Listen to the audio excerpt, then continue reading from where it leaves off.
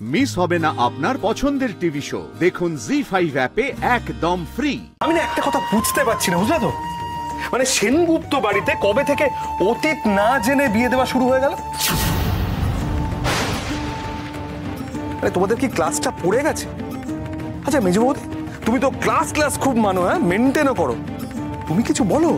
মৃগাঙ্ক, মাতৃত্ব আর class culture বা ঐতিহ্য দুটোকে এক দাঁড়ি পাল্লায় মাপতে যেও না।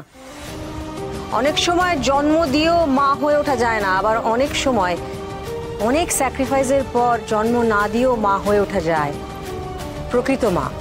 তাই এক্ষেত্রে মধুবনের ডিগনিটি বা এই গোটা পরিবারেও কতটা ফিট ইন করছে আমি সেটা নিয়ে ভাবছি না, ভাবছি তোমাদের দুজনের কথা। বাচ্চাটা অসুস্থ বলে জাস্ট ফেলে দিয়ে চলে গেলে। বাট অফকোর্স আমি তোমাদের কথাও বুঝি, আই ডু আন্ডারস্ট্যান্ড উষসী। আসল বাবা মা তো আসল বাবা মাই হয়। হ্যাঁ, যেমন ধরো না আমাদের পাবলোর কথাই, পাবলোকে আমি অনেক যত্ন করে মায়ের মতো আগলে রেখে ভালোবেসে বড় করেছি, কিন্তু জিজ্ঞেস করো ওকে, ও আজও ওর বাবা মার জন্য একটা শূন্য জায়গা ফিল করে। সেই জন্যই বলছি পাবলো, মধুবনীকে বোঝাও, তুমি কি চাও তোমারই মতন মিহিকাও সারা জীবন ওই শূন্যস্থানটা ফিল করুক?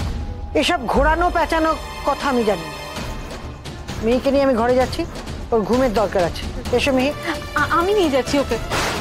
কোনো প্রয়োজন নেই, আমার নাতনিকে সামলানোর সামর্থ্য আমার আছে। আর শোনো, এখানে যারা আছো সবাইকে, রিক, মধুবনী, সবাইকে বলছি, মিহিকে এ বাড়ি থেকে কোথাও নিয়ে যাওয়া চলবে। আর এই যে তোমরা যতই ওর আসল বাবা মা হও না কেন, তোমাদের ভরসাতে কিন্তু আমি মেয়েকে ছাড়তে পারবো না। আমিও মায়ের সাথে একমত। মধুবনী, তুমি ভয় পেও না, এই লড়াইতে রিক যেমন তোমার পাশে আছে, আমরাও তোমার পাশে আছি। কেনাকাটি চাইলে না দিয়ে দিতাম, মেয়েকে দেবো না। মেয়ে আমাদের কলিজা, আবি নেই কবি নেই। জেঠিমণি, পরিবার বলে আমি এখনো মুখে শুধু কথা বলেছি, এবার কিন্তু আমি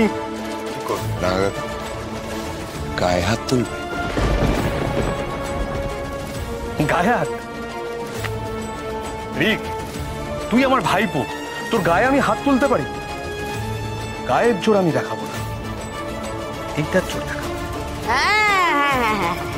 মুখোশধারী ভদ্রলোকেরা তো তাই করে, এইটার জোর দেখায়। কিন্তু এইটার জোর দেখানো তো জোর দেখানোই। যে বেশি বাড়াবাড়ি করবে সেখানে আমাকে এই জোরটা দেখাতেই হবে। আমাদের তো প্রমাণ করতে হবে যে মিহি আমাদের মেয়ে, আমরা ওর অরিজিনাল বাবা মা। ভালোই ভালোই বলছি, হ্যাঁ, কান খুলে শুনে নাও, মিহিকে সোজাভাবে আমাদের হাতে দিয়ে দাও, না হলে কিন্তু আমি কোর্টে যাব। আর আগা এক সেকেন্ড রিল্যাক্স। কোথায় যাচ্ছ তোমরা?